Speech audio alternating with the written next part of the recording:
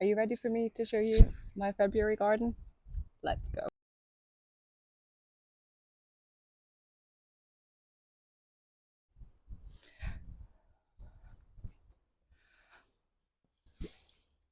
Welcome to my February garden. It's been a whole month since I last had you around, and I've been busy. I've been doing lots of different things, not the projects that I said that I would do. I told you last time that I want to paint the conservatory, for example, but it's just been too wet. There haven't been any dry days, so I've not done any painting of the conservatory or any work on my veg bed. That's not because of the rain. I just haven't done it. But today I wanted to show you what's been going on in my garden, the seeds I've sown, the projects the kids and I have been working on. My kids have been so helpful. They've been planting things with me, sawing wood for various projects. So we've all been really busy and it's just been really lovely. And I don't know about you, but I'd always feel like there's something so joyful about February. It really feels like spring is on its way and we can start to really think about our garden in spring and summer. Winter really feels like it's going. And when the sunshine does come, it's just absolutely stunning, isn't it? So let's get stuck in. Let me show you my February garden.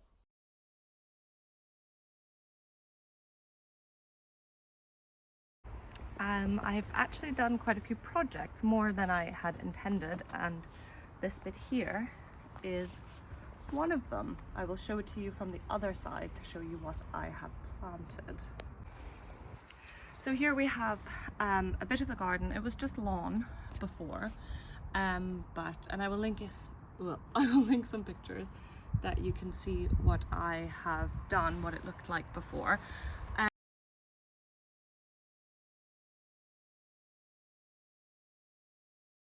So I've dug up the lawn, put in some of these edging stones and planted quite a few little plants. Here you can see some scabious already blooming surprisingly well. So a hebe in the corner that will be evergreen for me. I have planted some bare root roses because I am a huge fan of these roses. This one is Desdemona.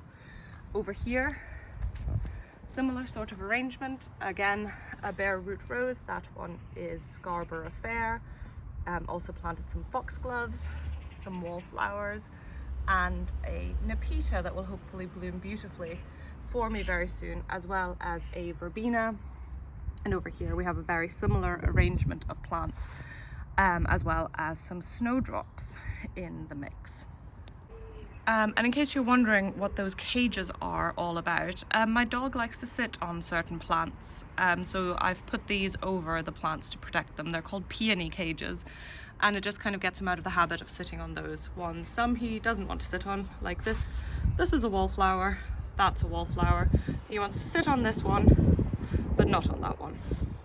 Another DIY project of the last few weeks has been this little, I'm falling over, this little stone wall surrounding this water trough and the planting area behind it. Before, the water trough was just kind of wedged into the back of the wall, but now it has a kind of dry stone wall on either side of it, and it has created some planting areas behind it where I've planted some ferns, some lily of the valley, some snowdrops, a hellebore, and this here is actually wasabi. I'm very excited to see how that is going to develop. This is another DIY project of the last few weeks.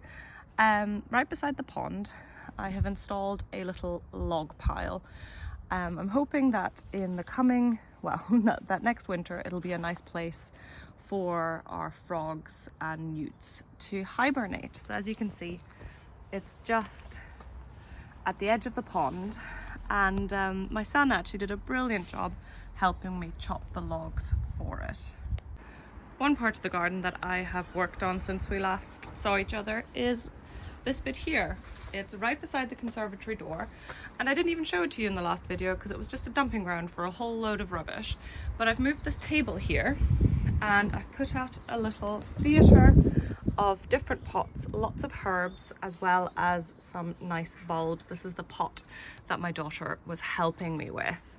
And I've planted quite a lot of mint and some lemon balm so that in the morning when I come out and do my journaling, I can sit and I can just drop them in some hot water and I get some nice bit of tea, and this is where I sit and do my journaling. I will show you what that looks like now.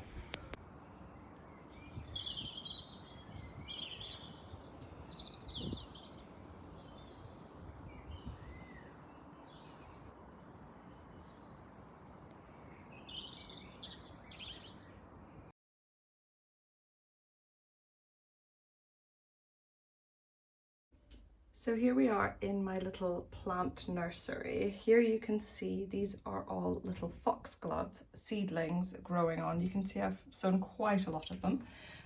Poppy seeds, over here some more sweet peas, some aquilegia in there, ranunculus that are starting to come up there, some Mexican fleabane in here, some snapdragons here, and I've started some tomato, rocket, some more sweet peas, some verbena, and some more sweet peas. So this is the little nursery. This is where I start my seeds, and then when they get a little bit bigger and a little bit stronger, they move down into the conservatory. Here as well, I've got some wallflowers that I'm trying to propagate. So this is where the plants go once they have matured a little bit and can cope with slightly tougher conditions. These are the cobaeas that I showed you in January's garden video. If you're interested, you can have a look. I'll link it up here. As you can see, they're getting bigger, and all 11 of them have germinated. So I do find that they tend to germinate quite well. So I'm excited about having those climbers going all up in the garden, and very soon I will need to build little teepees for them, and I'll show you how I do that in the March video. These are the hollyhocks that I showed you last month. They are growing up. Here's some nepeta that I'm trying to propagate, and some of my sweet peas, and some nemesias that I bought from the garden centre as little plug plants. I am hoping that they will establish well and that they'll be able to grow out into the garden. Over here we have the erysimums, the wallflowers that I showed you last month, and here are some of the plants that I'm trying to propagate, including quite a few verbenas and a rose.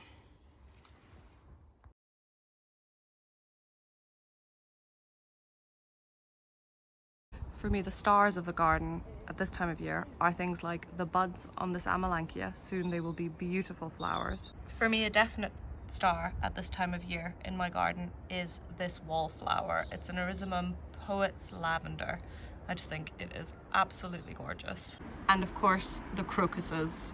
They just, again, just bringers of such joy at this time of year, aren't they? Another aspect of the garden of this time of year that I just love is the anticipation. All of these buds, all of these bulbs that are pushing their way out of the ground that soon will bring us the most beautiful colours.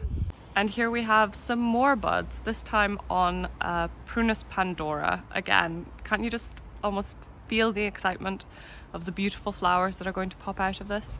There's still one or two snowdrops hanging on. They're just adorable, aren't they?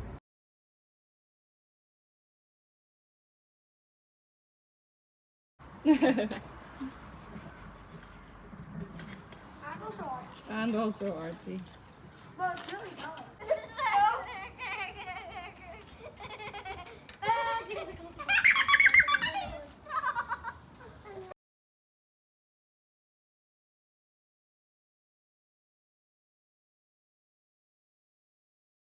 I feel a little bit shy doing this, but I promised I would. So let's do the walkthrough of my February garden. Okay, here we go. As we come out, you can see some pots. Many of them are not that exciting yet, but my nemesias are still hanging on from last year, so hopefully they will be lovely again soon. I told you my plan was to do something with the vegetable bed. I haven't done very much yet at all. here we have the raised bed with a lot of things starting to come up, which again, I'm just so excited about. An area that I didn't show you last time, this little sitting area here, and down there I think I might have showed you the climbing rose iceberg that is I'm going to get to grow up the conservatory once I get round to painting it. My little journaling corner, and then here the newly planted up area of my garden. The raised bed from the other side. I'm planning on putting quite a few seeds into it once it gets closer to the right time of year. My daughter's climbing tree, there are some birds. This is her own little pot that we planted up recently. The arches that soon, I hope, will be covered in beautiful flowers. The pond. The arbor that we spent a lot of time in last time. This also has some buds coming up on it. I will type the name into the description. I never know how to pronounce it.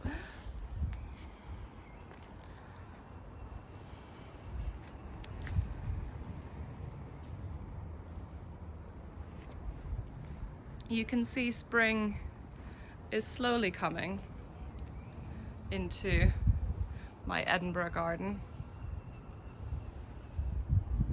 I've got many plans, as always, especially to work on the compost area. That's why those pallets are here. This bit needs to get planted up. Can't wait to get this all nicely planted. I have many plans for this area here. It's currently just got a lot of weeds and stones, but it does have a foxglove, so that's exciting. And then onto our pond viewing platform with the star jasmine, Tracheospermum jasminoides, and I'm very happy to report that a couple of clematis. There's a little clematis here that's actually survived. I didn't think it liked it there, but it has survived. It started resprouting, so hopefully I'll be able to treat that a bit better this year than I did last year. And then here we are, coming back to the egg chair, to this border here. Again, some lovely things there. There's a little peony coming up, lots of roses. One of my favorite plants that I think I'm going to just put everywhere in the garden, Nepeta, and the spirea is starting to bud as well. So exciting things happening. And there you can see me in the mirror. And that is the tour of my garden. This is where hopefully soon we'll have a pergola, but we are not there yet.